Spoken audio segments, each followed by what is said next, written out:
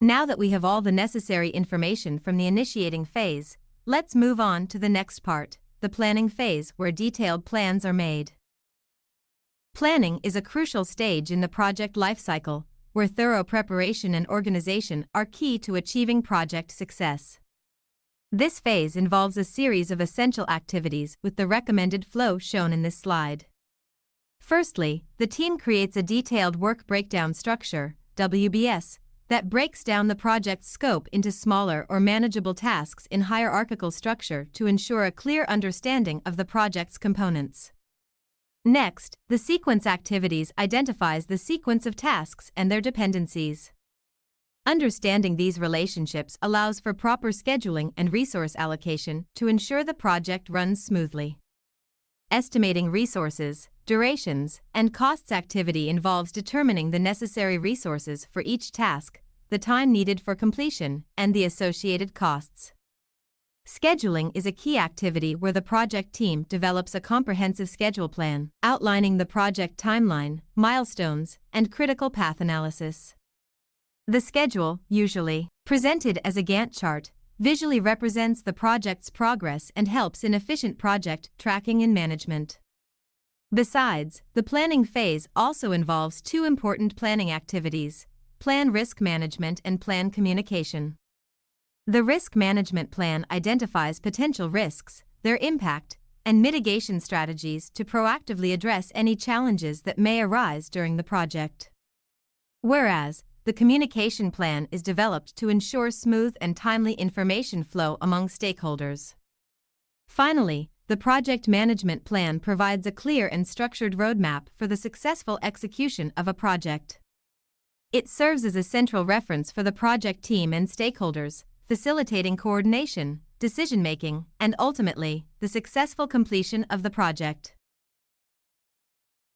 The planning phase produces several outputs from the activities that serve as guiding documents for the project's execution. The work breakdown structure, WBS, provides a clear breakdown of the project scope, helping in task organization and tracking. The Gantt chart, derived from the schedule plan, shows the accountability, task dependencies, durations, and milestones in the project. This helps project managers to allocate resources efficiently and keep the project on track. Additionally, the risk management plan outlines strategies to mitigate potential risks and uncertainties, enhancing the project's resilience. The communication plan ensures information is shared among stakeholders, encourages strong collaboration, and aligns everyone towards the project's goals. To support the planning phase activities, there are several tools, techniques, and templates that can be applied. The work breakdown structure, WBS, serves as a fundamental tool to organize project tasks hierarchically. The schedule plan, often represented in a Gantt chart format, helps in visualizing the project's timeline and dependencies as well as providing a clear overview of the project's progress. Project scheduling software, such as WBS Gantt chart and Jira, Microsoft Project, or other online tools, for effective risk management, a risk management sheet is used to identify, assess, and mitigate potential risks. Meanwhile, the communication plan template ensures a structured approach to disseminating project information and engaging stakeholders effectively.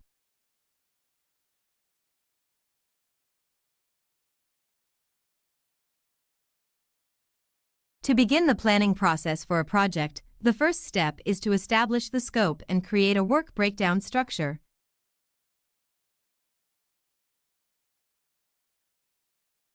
First, let's look at what a WBS is. WBS stands for Work Breakdown Structure, and it is a hierarchical decomposition of the total scope of work to be carried out by the project team to accomplish the project objectives and create the required deliverables. The purpose of the WBS is to organize and define the total scope of the project by creating logical groupings for the project's deliverables. It breaks down the project into more manageable components called work packages, allowing for better planning, resource allocation, accountability assignment, and monitoring of project progress. Each work package represents a deliverable or output of the project. By utilizing the WBS, project managers can effectively manage project scope, deliverables, and resources, leading to successful project outcome.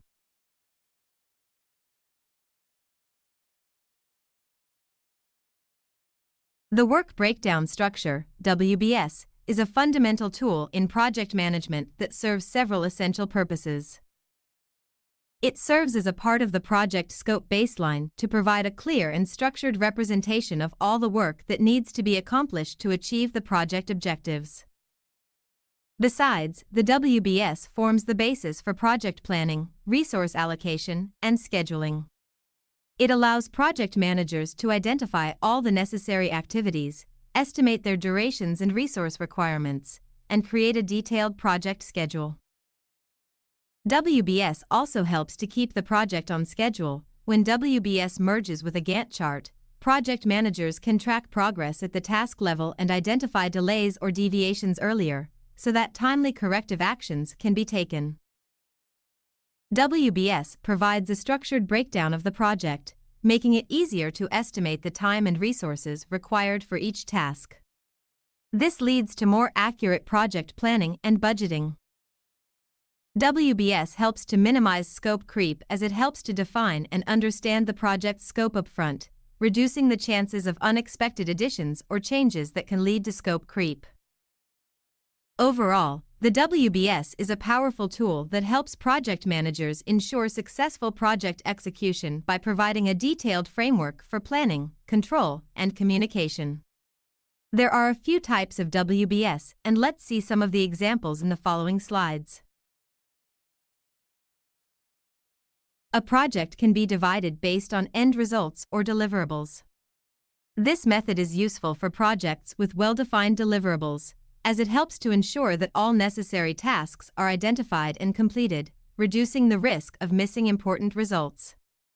It provides a clear and structured view of the project's progress and ensures that each deliverable is accounted for. As illustrated in the first image, to successfully complete a software development project, there are 6 deliverables that need to be accomplished. From these deliverables, the project manager can further decompose the activities required for each specific deliverable.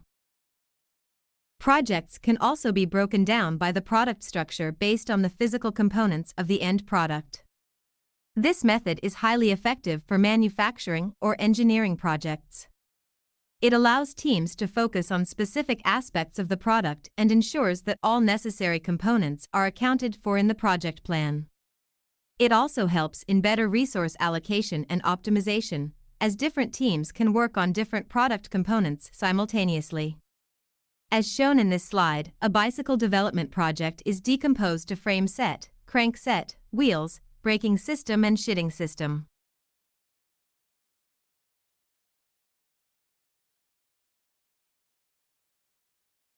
Once the activities are identified in work breakdown structure, the next step is to put the activities into a logical relationship, which is called sequence activities. Sequencing activities is to determine the order of the tasks that should be carried out to ensure that activities flow logically and dependencies are properly managed.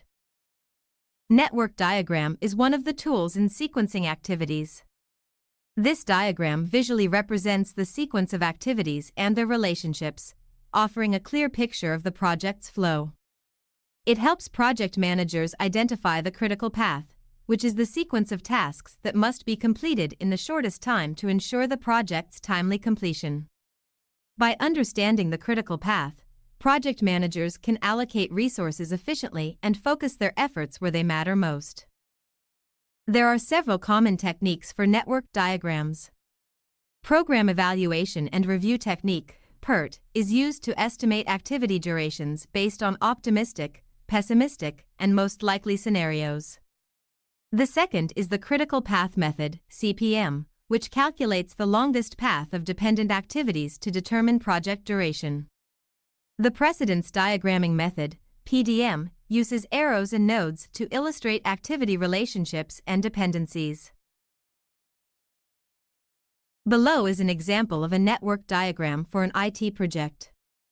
The relationships and dependency types among the activities are identified and represented by arrows in this diagram.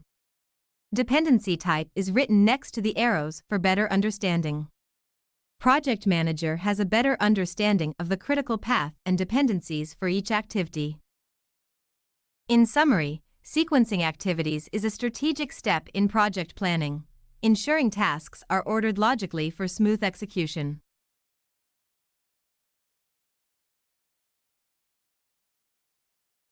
Dependencies in project management define the relationships between different activities or tasks within a project. These dependency relationships help establish the sequencing and logical connections between activities in a project. By understanding and managing dependencies effectively, project managers can ensure that tasks are scheduled and executed in the correct order, optimizing the project's flow and progress. Here are 3 common types of dependencies. Finish to start, FS, is a type of dependency whereby the successor activity cannot start until the predecessor activity has been completed. It is the most commonly used relationship. For example, you will need to receive all the necessary parts before you can start to build the module. In a start-to-start dependency, the successor activity cannot start until the predecessor activity has started. There may be a specific time lag or delay between the start of the predecessor and the start of the successor. For instance, you may need to start the design phase and wait for 2 weeks before you can begin coding. A finish-to-finish dependency states that the successor activity cannot finish until the predecessor activity has been completed. For example, you must finish testing before you can complete the documentation phase.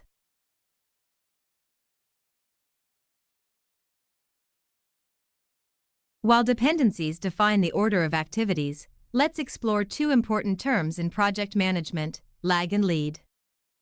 Both lag and lead are techniques used to fine-tune the sequence of activities and manage dependencies.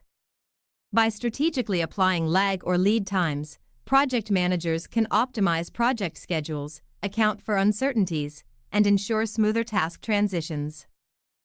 A lag, on the other hand, represents a waiting period or a time delay inserted between 2 activities. It specifies a specified amount of time that must elapse before the successor activity can begin. For instance, if there is a lag of 3 days after pouring concrete before constructing the frame of a house, it means there is a 3-day delay between these activities. This waiting period may be necessary for the concrete to cure or for other prerequisites to be met before proceeding with the next task. In short, lag introduces pauses, and lead accelerates starts. Balancing these time adjustments is a crucial skill in project management, helping to navigate the complexities of real-world project scenarios. While the lead is a time allowance that allows an activity to start before its predecessor activity is completed. It indicates that there is an overlap or acceleration in the schedule. For example, if the web page design can start 5 days before the database design is finished, it means there is a lead of 5 days in the schedule. This allows the team to work on the web page design while the database design is still in progress, potentially saving time and expediting the project schedule.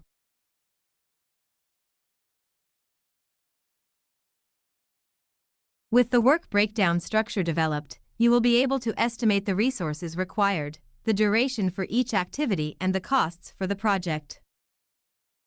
There are few types of estimation, which includes resource, duration, and cost. Estimating activity resources involves determining the types and quantities of resources needed to perform each activity. Resources aren't just about people working on the project, but also include materials, equipment, facilities, and technology required to complete the project tasks. The estimated activity resources are then used in estimating activity costs and determining the overall project budget. Accurate resource estimation contributes to effective resource management, ensuring that the necessary resources are available and allocated appropriately to support project execution and successful project outcomes. Estimating activity durations is the process of estimating the number of work periods needed to complete individual activities with estimated resources. It provides the amount of time each activity will take to complete. Estimating costs involves approximating the cost associated with the resources required for all scheduled activities in the project. There are two types of cost, which are direct cost and indirect cost. Direct costs are expenses directly tied to a specific project or activity, for example labor, non-labor, and facilities, while indirect costs are general expenses that support multiple projects or activities but cannot be directly attributed to any single one, for example companies' utilities, rental, and IT infrastructure. After gaining an understanding of the estimation activity, let's explore various estimation techniques in detail. Analogous estimating, also known as top-down estimate, involves using previous experience and historical data to calculate estimates for the current project. This technique is often used in the early stages of a project when detailed information is limited. Imagine you're working on a new software development project. Based on your experience with a similar project completed earlier, you estimate that it took 6 months to develop a similar module. Using this historical data, you predict that the current module will also take around 6 months to complete. Bottom-up estimating involves breaking down the project's work into smaller, manageable tasks or work packages and estimating the effort, duration, and resources required for each individual component. These detailed estimates are then aggregated to arrive at summary totals for the entire project. This technique provides a more accurate and comprehensive estimate as it considers the specifics of each task. Let's say you're tasked with constructing a new office building. In bottom-up estimating, you break down the project into smaller components, like foundation, structural framework, utilities, and interiors. For each component, you estimate the resources, labor, and time required. Then, you roll up these individual estimates to get a comprehensive project estimate. This method provides a detailed and accurate estimate by considering each element separately. Parametric estimating uses statistical and logical calculations to work out how long a project will take. The estimator uses data from past projects and identifies variables that influence project outcomes, such as cost, duration, or size. This technique is effective for repetitive projects or those with well-defined patterns. As a project manager for a manufacturing company, you need to estimate the time required to produce a certain quantity of a product. You use a formula that takes into account variables like production rate, labor hours per unit, and materials cost. By plugging in the relevant numbers, the formula generates an estimate for the entire production process. This technique relies on mathematical relationships between variables to provide estimates.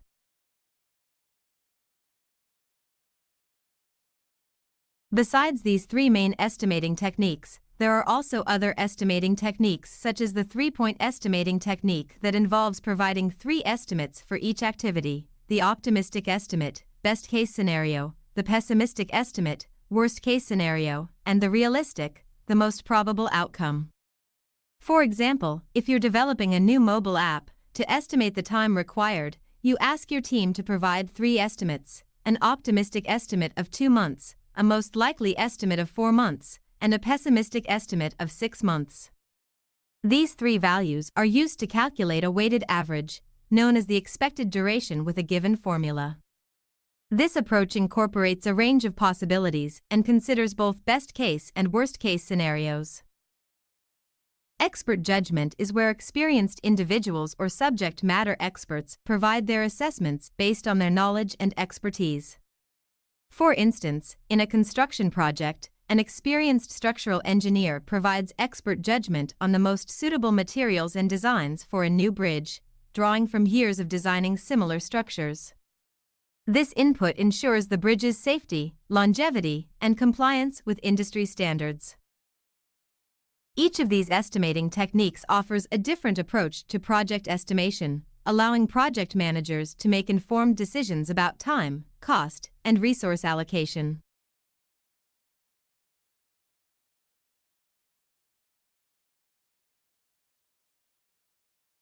Once you have completed the estimation and the activity sequences, you will be able to map them out and develop the project schedule.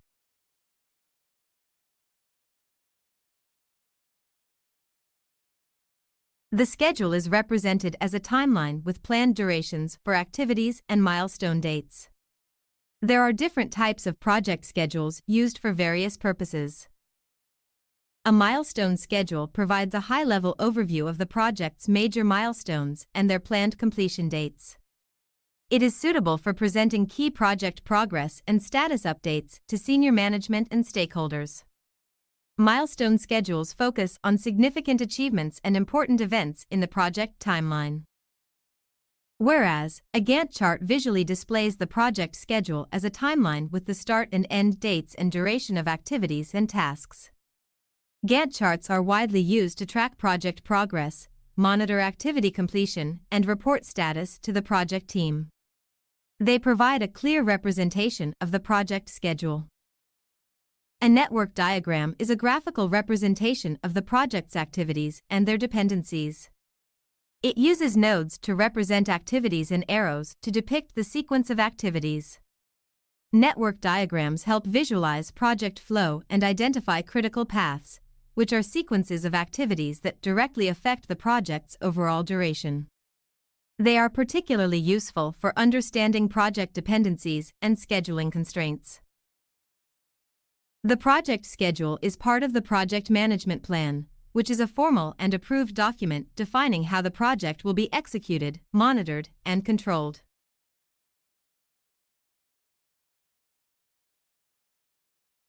What is a schedule baseline? Schedule baseline is the project schedule that is approved and agreed upon by stakeholders. It is used to compare actual results to the plan to determine if preventive or corrective action is needed to meet the project objectives. It is a critical component in the project management plan and is used as a benchmark throughout the project's lifecycle.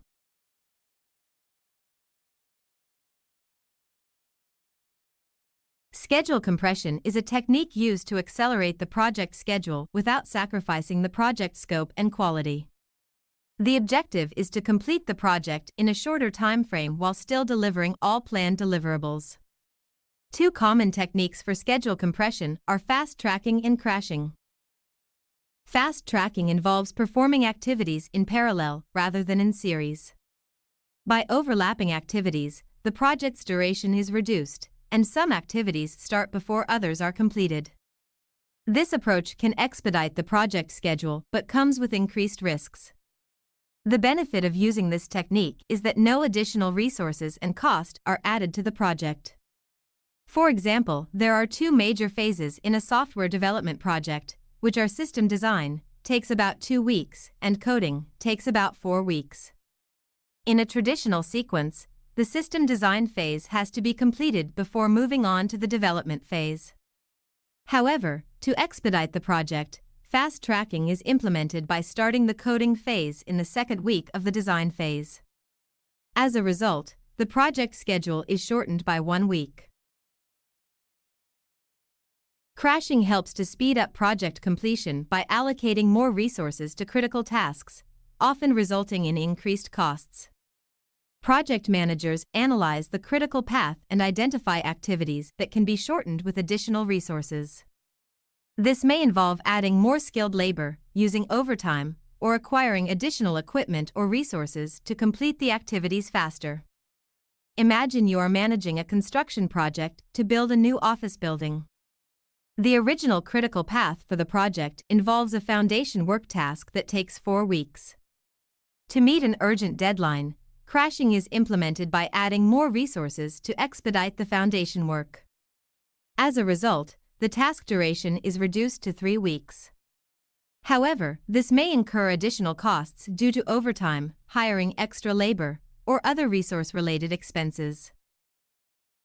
In summary, both fast tracking and crashing are strategies to compress project schedules, but they may come with increased risks, costs, or potential trade-offs in quality or scope.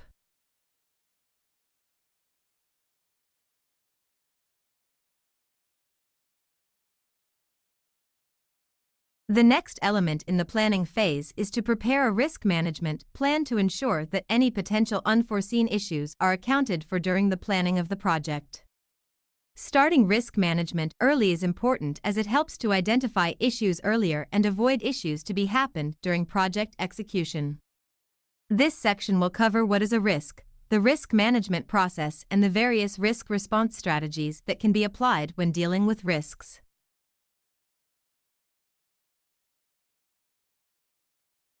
Risk refers to an uncertain event or condition that, if it occurs, can have a positive or negative impact on a project's objectives. Risks are inherent in every project and can arise from various sources, such as technological challenges, market fluctuations, resource constraints, or unexpected events. The concept of risk can be quantified using the formula of risk equals likelihood times consequence. There are two main types of risks in project management. Opportunities are positive risks that have the potential to bring favorable outcomes to the project. These risks can create advantages, benefits, or opportunities for improvement. For example, there will be a possibility that a new automated test system will be adopted in the manufacturing floor due to the new product lineup. However, this will lead to increased production efficiency and reduced manufacturing costs in the long run, although the initial investment is high. Threats are negative risks that may result in undesirable outcomes for the project. Identifying and managing these threats is essential to prevent or mitigate the impacts. For example, a negative risk could be that when waiting for parts to arrive for building the engineering build, an unexpected delay of shipment of parts from the supplier due to COVID lockdown may cause delays to the overall development schedule.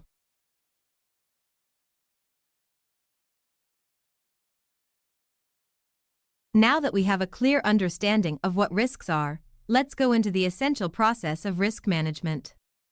Risk management process helps to identify, evaluate, and mitigate risks that may affect the project's success. If the project managers fail to assess project risks, it can lead to project failure or significant challenges during project execution. Thus, project managers need to take necessary steps to manage risks effectively. The risk management process involves the following key steps. The first step is to systematically identify potential risks that could impact the project. This involves engaging stakeholders, conducting risk workshops, using historical data, and brainstorming to create a comprehensive list of risks. Risks can be identified in various aspects, such as scope, schedule, resources, technology, or external factors. Once risks are identified, they need to be analyzed both qualitatively and quantitatively. Qualitative analysis assesses the probability and potential impact of each risk. It helps prioritize risks based on their severity. Quantitative analysis involves numerical estimation of the likelihood and consequences of risks. This gives a better understanding of the risk and helps in risk prioritization based on numerical values. After analyzing risks, project managers develop risk response plans to deal with the identified risks. Response plans include risk mitigation, avoidance, transfer, or acceptance strategies. Mitigation strategies aim to reduce the probability or impact of risks, while avoidance involves taking actions to eliminate the risk altogether. Risk transfer involves transferring the risk to a third party, such as through insurance, and risk acceptance means acknowledging the risk and its potential impact without taking any specific actions. Risk management is an ongoing process throughout the project's lifecycle. Project managers continuously monitor and control identified risks, track the effectiveness of risk responses, and identify new risks as they arise. Regular risk reviews and updates to the risk register help keep the project team informed about potential threats and opportunities.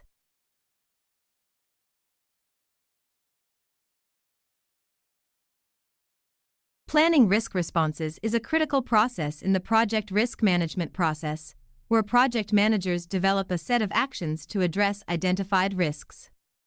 The main objective is to prevent or reduce the likelihood of risk occurrence or minimize its impact on the project. Here we can see the 4 risk responses strategies that project managers would use when facing risks in a project. The avoid strategy aims to eliminate the cause of the risk or avoid the risk event altogether. Project managers take preventive actions to ensure that the risk does not become an actual issue. This approach is effective when the risk could cause significant problems. The mitigate strategy involves reducing both the probability of the risk occurring and its potential impact on the project if it does occur. Project managers implement measures to reduce the severity or probability of the risk. This approach is useful when the risk cannot be completely avoided, but its consequences can be minimized. The accept strategy recognizes the risk and its potential impact without taking any specific actions to address it proactively. This approach is suitable when the risk's impact is minimal, or the cost of responding to the risk is higher than the potential consequences. The transfer strategy involves shifting the responsibility to a third party. This is typically achieved through contracts, insurance, or outsourcing. By transferring the risk, it reduced the direct burden on the project team. Let's explore a real-life risk scenario within a software development project. Imagine you're leading a project that involves integrating a specialized hardware component crucial for the software's functionality and is facing a potential delay in delivery due to unforeseen supply chain issues. As the project manager, you have to decide on an appropriate risk response strategy. Avoid, choose for an alternative hardware component readily available in the market, even if it doesn't exactly match the specifications. This choice would ensure the project can proceed without being dependent on the delayed part. However, the project team has to be aware that this alternative might impact the software's intended performance or features. Mitigate, actively seek out other suppliers who can provide the same component. By finding a reliable alternative, you reduce the probability of the delay affecting the project timeline. This may require extra effort in procurement and testing. Transfer, alternatively, you might choose to outsource the development of the affected module to a third-party vendor. This strategy shifts the responsibility of timely delivery to the vendor, reducing the project's direct exposure to the supply chain issue. Accept, after careful consideration, you might decide to accept the possibility of a slight project schedule delay as it will not significantly impact the project's overall success. These response strategies each come with their own advantages and trade-offs which depend on the specific project's needs, available resources, and possible outcomes. By implementing the appropriate strategy, you can effectively manage the risk of delay in machine parts and minimize its impact on the software development project.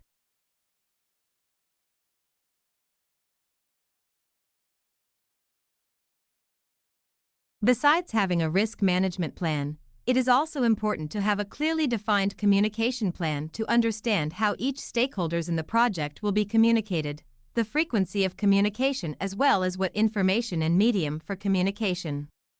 This section will also cover the various strategies for engaging with project stakeholders. Communication management is a process that involves developing a suitable approach and plan for project communication based on the information needs and requirements of stakeholders, as well as the available organizational assets.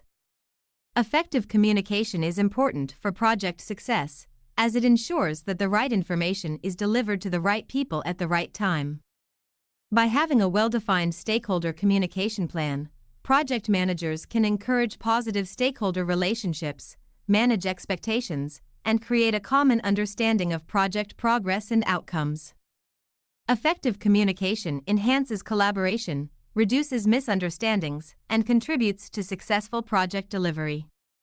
Here we can see an example of a stakeholder communication plan of a project which includes information to be communicated, when and how often communication will occur, communication channel or method, who are the target audience, and the owner for each item. Now that we've discussed planning communication management, let's move forward and explore a valuable tool that helps in effective communication and stakeholder involvement, which is the Stakeholder Engagement Matrix. The Stakeholder Engagement Matrix is a strategic framework used in project management and business analysis to identify and categorize stakeholders based on their level of interest and influence in a project. This matrix serves as a bridge between communication planning and stakeholder engagement, helping project managers customize their communication for different groups of stakeholder. In the matrix, stakeholders are typically classified into 4 categories. High power, low interest. Stakeholders in this category hold significant power but have relatively low interest in project details. Maintaining their support and providing periodic updates is crucial to keep them informed without putting much information to them. In a software development project, the Chief Financial Officer, CFO, of the organization has the authority to allocate budget and resources. Their interest in the project's technical details might be limited. Providing monthly financial reports and budget updates ensures they remain informed without involving technical discussions. High power, high interest. These stakeholders have significant influence over the project and a high level of interest. Their engagement requires active and frequent communication, involving them in key decisions and ensuring their concerns are addressed. Let's take an example. In a software development project, the Chief Technology Officer, CTO, of the organization is the project sponsor. The CTO has significant influence over technology-related decisions and a strong interest in the project's success to align with the company's strategic goals. Regular status review meetings, direct involvement in key decisions, and updates on technical aspects are essential to engage the CTO effectively. Low power, low interest. Stakeholders in this category have minimal influence and interest. Communication with them is usually minimal, which focuses on providing basic information when necessary. For example, sending a quarterly project newsletter to shareholders of the company who have no direct involvement in the software development project. While their influence and engagement levels are limited, the newsletter provides them with a high-level overview of the project's progress, key achievements, and its potential impact on the company's strategic goals. Low power, high interest. Stakeholders with high interest but lower influence require regular updates and a platform to voice their opinions. Engaging them appropriately can help gather valuable insights and maintain a positive relationship. Quality assurance, QA. Testers in a software development project play an important role in ensuring the software's functionality and reliability, even though they might not have decision-making authority. To engage their high interest, the project manager could share the weekly meeting minutes to update them on the current project progress. In summary, the stakeholder engagement matrix acts as a compass, guiding communication efforts towards building strong relationships, gathering feedback, and ensuring that stakeholders are informed and involved, which aligns with their level of influence and interest.